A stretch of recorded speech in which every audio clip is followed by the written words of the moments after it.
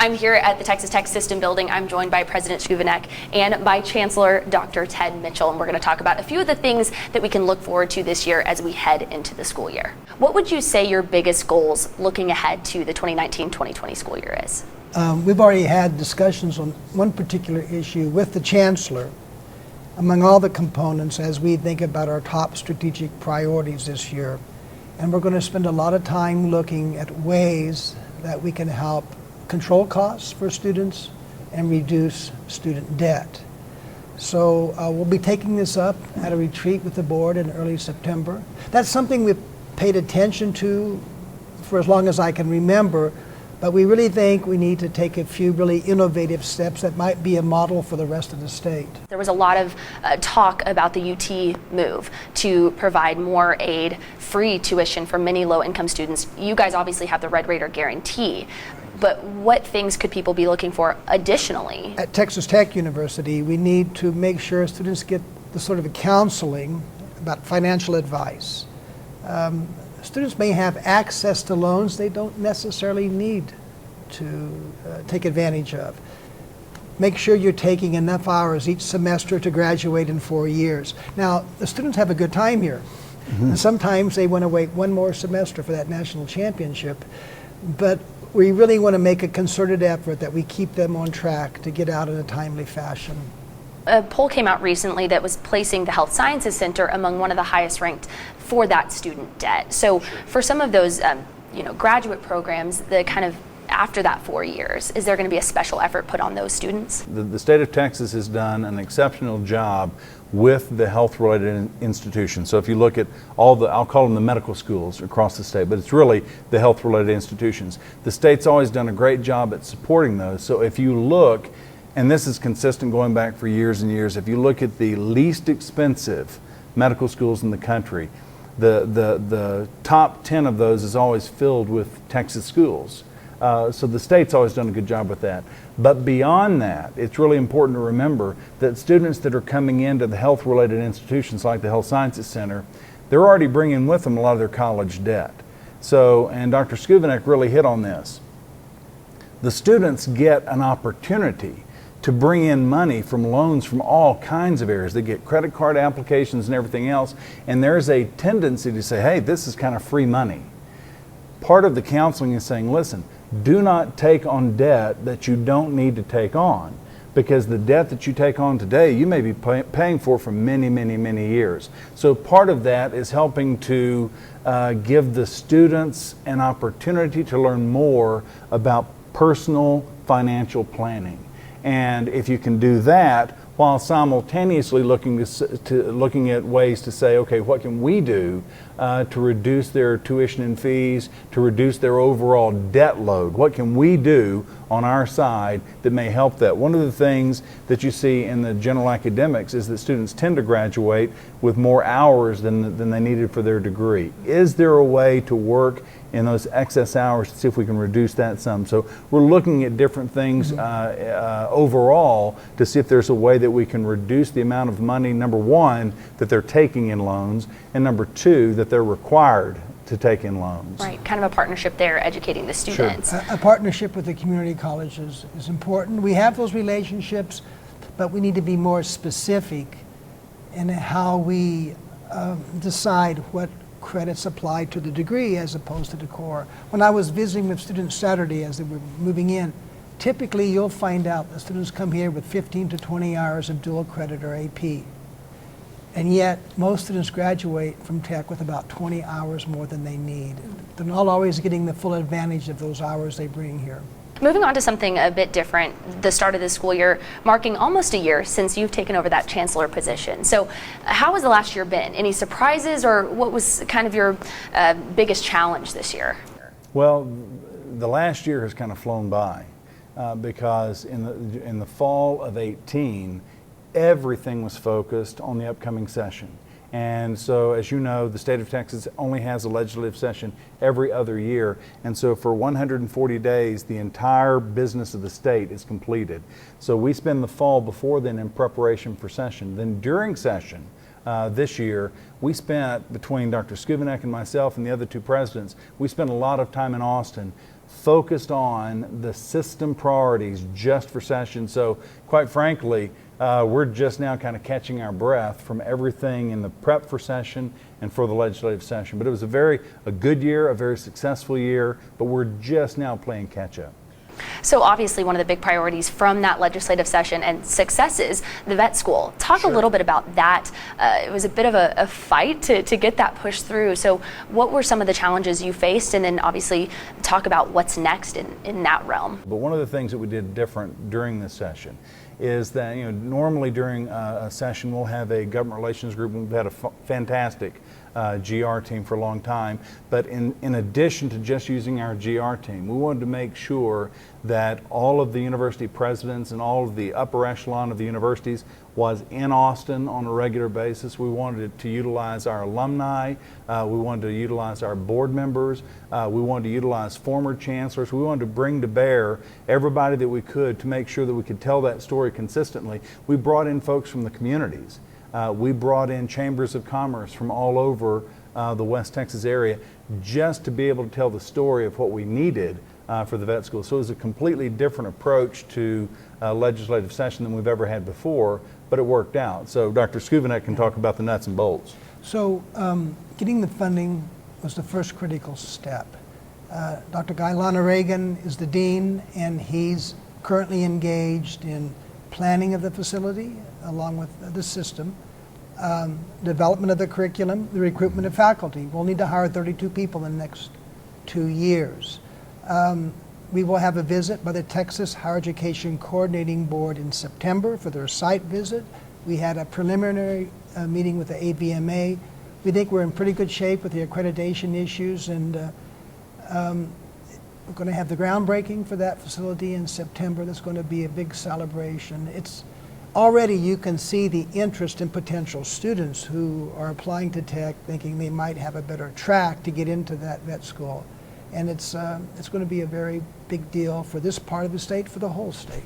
2 years this fall will have been the tragic shooting here on the Tech campus, Officer East losing his life, and then more recently, in recent weeks, in El Paso, the mass shooting there, not on a college campus, but I think what a lot of parents and a lot of students will be asking as we head into this year, what is the university and the system doing to keep students safe? So at the university level, several things have been done since the shooting of Officer East. We enlisted the DPS to do a study of all matters related to safety, and as a result of that study and what's happened just recently, you see we've added more police officers this summer.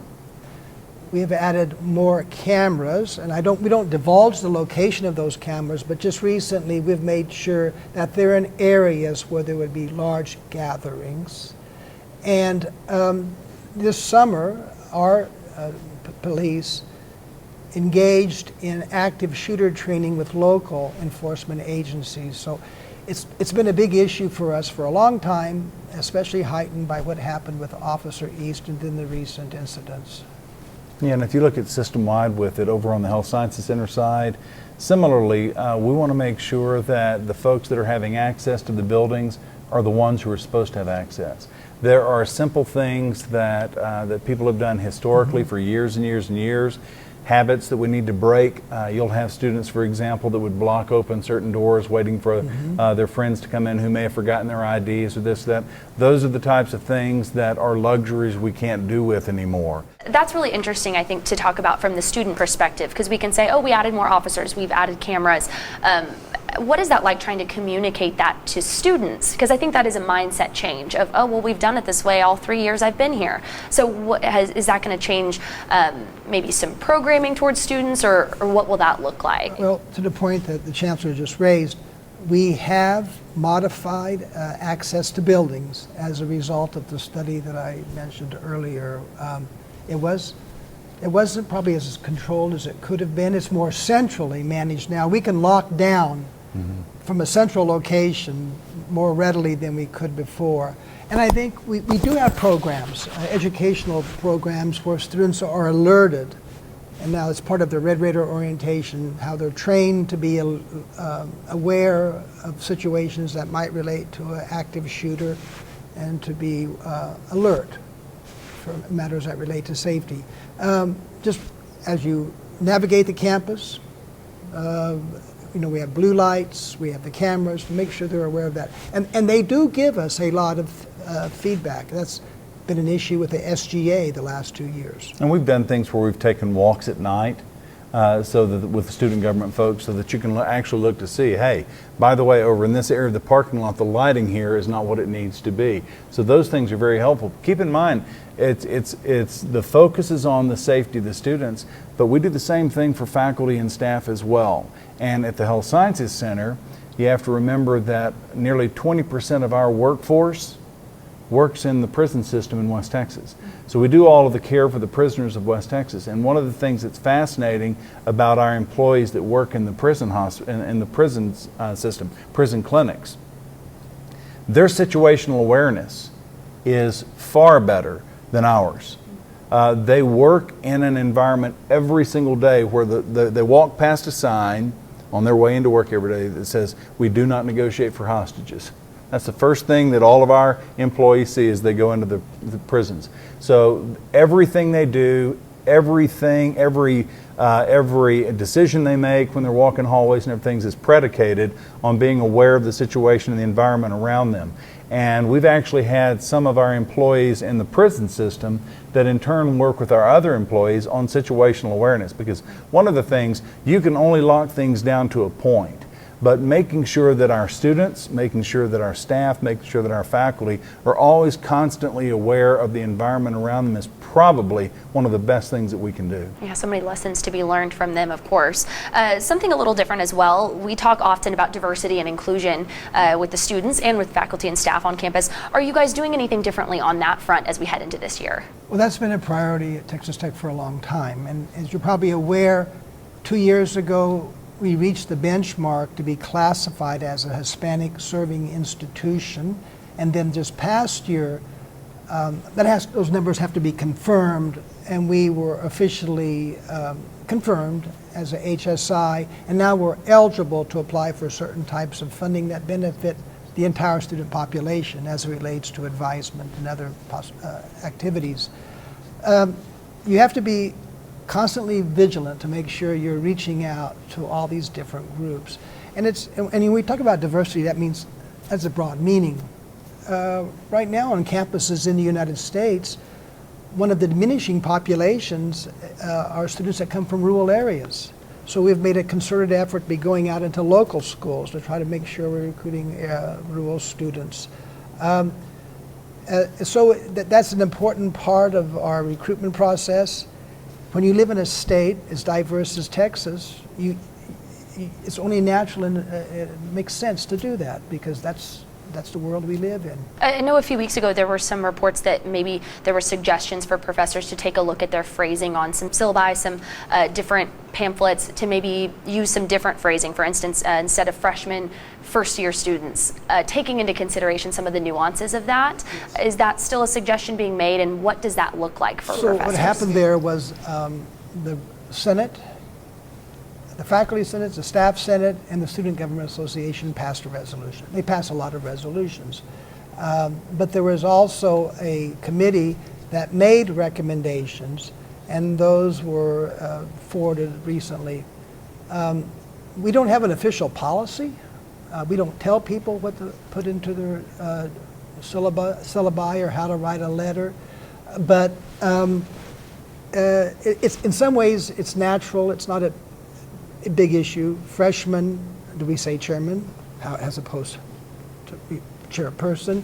And so we've taken sort of a moderate approach to this, letting people do what they're comfortable with, at the same time trying to convey that all these different groups are respected and valued at Texas Tech.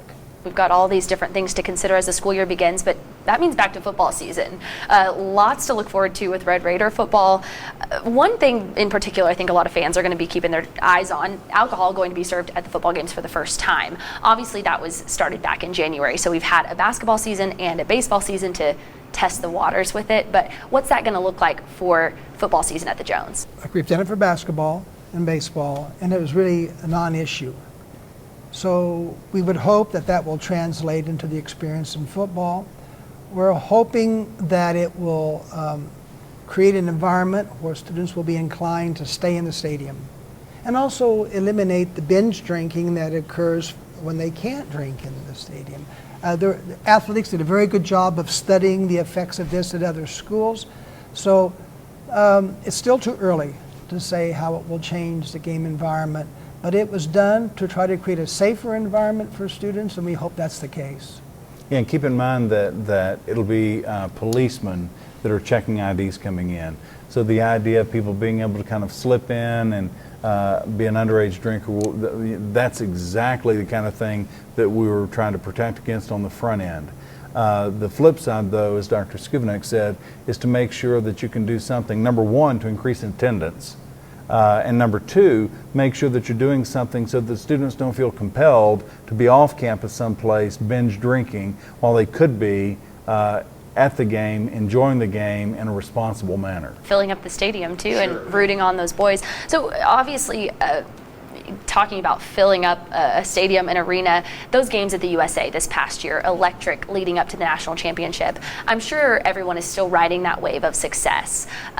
What can we look forward to? How will that carry over into the football season? Yeah, it's interesting that you had mentioned that, because I spoke to the football team this morning, and I said, I really don't recall when there was more excitement or anticipation of a season, and why is it? Coach Wells, his staff.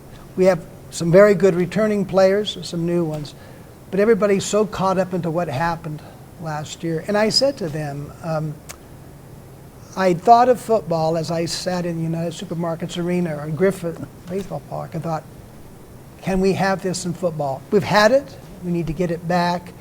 And I'm confident we will, because football's pretty darn important. We are in Texas. Yeah. Actually, I said that to him. You're in Texas, you're at Texas Tech, football's important.